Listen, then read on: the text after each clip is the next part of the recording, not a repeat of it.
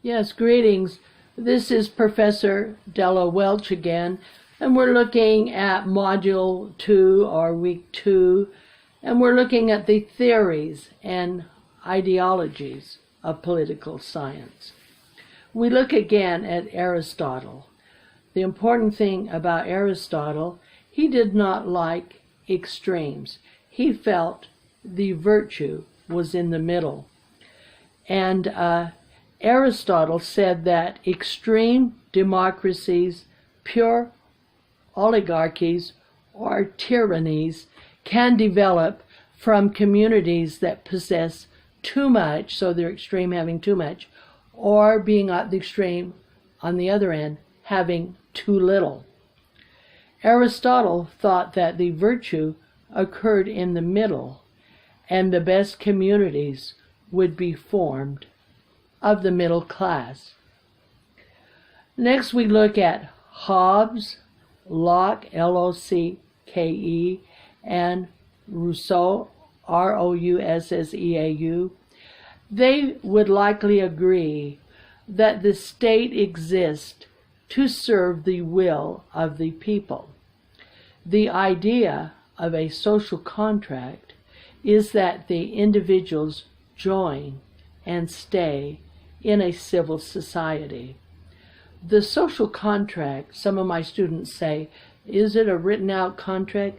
No, think of it as an invisible contract where people are giving up some of their money and their resources and their rights and in order and exchange for police protection and security in our society. So they say it's worth giving up some of the liberties. Now, if Rousseau were alive today, he might consider that poor academic performance in schools could be attributed to a society that does not promote education and provides few resources devoted to schools. So he would think that we're not providing enough resources to schools. I always say we're in a society that spends more on Coca-Cola than they do on education. We should be spending more on education. Now, Rousseau coined the term general will, G-E-N-E-R-A-L-W-I-L-L, which is the collective will of the citizens and focuses on the common interest. General will focuses on the will of the sovereign for the common good. An example might be the building of a public park for the common good and the enjoyment of the citizens is a good example of general will. Now, Karl Marx, and it's interesting, he died very poor and homeless, and yet he's known for his work on socialism and communism. But Karl Marx used the term superstructure to refer to everything built on top of the economy. According to Marx, the modern state was created to keep workers under control. According to Marx, socialism would likely replace capitalism. Per Marx, this term bourgeoisie is the capitalist class who owns the wealth and the means of production in a society. Marx felt the workers in our modern society were abused. The argument that best undermines Marxism is that capitalism has survived major stock crashes.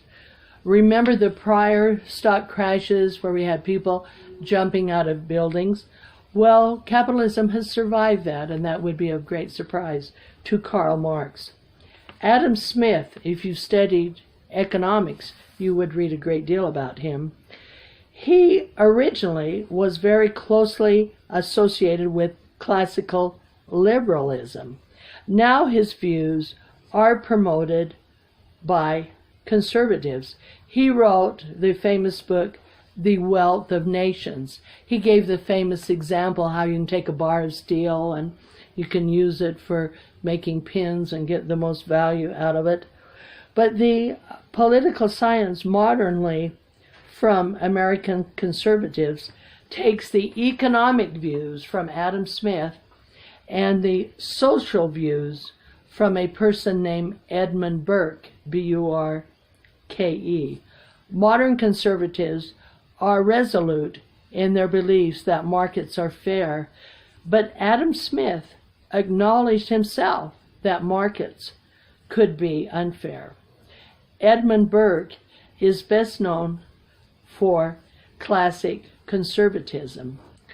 Some Democrats would be best described as a modern form of socialism.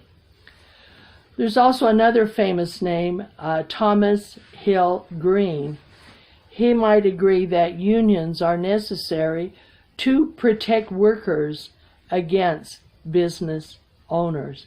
Actually, modernly, there have been a decline in the number of unions and the people who are members of unions. The person who had the greatest concern for the right of property was John Locke. In fact, he was saying we had the right to happiness and life, liberty, and property. We changed it to life, liberty, and happiness. But John Locke focused very heavily on property. Now, going to our last concept as we're looking again at our week 2 lecture. The laissez-faire idea is to leave the economy alone. I think one of our presidents said they would have been better to go to the beach and do nothing on economy than what they did. Modern liberals might argue that markets are rigged by manufacturers and that they are rigging the economy. And political sciences are theoretical and ideologues are idealistic. It's important to understand these terms in political science. An extreme form of nationalism is fascism, F-A-C-I-S-M, and this existed in the 20th century in Italy under the government of Mussolini. The perceptions that Democrats will support education and Republicans will support defense relates to the views of the philosopher Immanuel Kant. And Kant, he taught to make a rule without exception with no gray areas. Libertarians prefer virtually no government. You may think of some modern politicians that are famous libertarians. Libertarians are more persistent in their views than conservatives. The term for the absence of government is anarchy. Leftists favor social and economic change to help the poor. So be sure to review these concepts for the week prior to taking any quiz in this area. This will